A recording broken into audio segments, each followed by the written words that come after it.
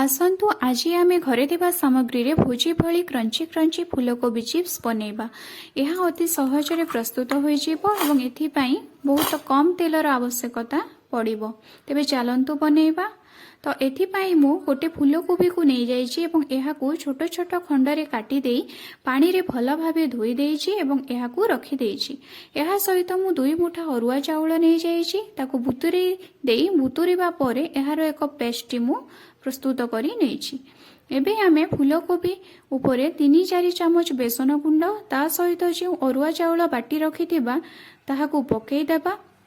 ता सहित किछि हळदी लूण लंका गुंड एवं कला एवं धला राशि को पकेई देई याकू भल भाबरे चकटिबा।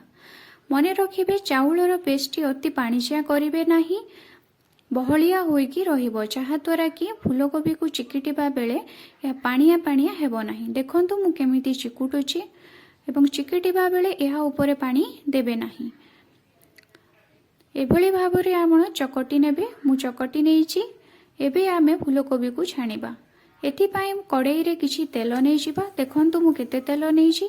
तेल गरम हेबा परे एहा उपरे आमे फूलकोबी सब को गोटे गोटे करी पकेई देबा एवं गैस रो फ्लेम को आमे लो रु मीडियम रे रखिबा। जदि आपण हाई फ्लेम रे फूलकोबी छाणुचंती तो मझी मझी रे तळ साइड टी हेई गला परे आपण ई फूलकोबी को टिके टिके उल्टाउ थिबे।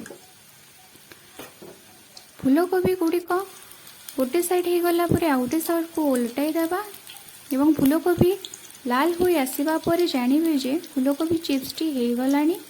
एबे आमे फूलकोबी चिप्स को देखिबा जे यार कलर चेंज हो गलानी। एबे फूलकोबी चिप्स को आमे काढी आनिबा एवं टेस्ट करिबा। देखिबे पूरा क्रंची क्रंची लागिबो एवं टेस्टी मध्य भुजी भली फूलकोबी चिप्स परी होइथिबो।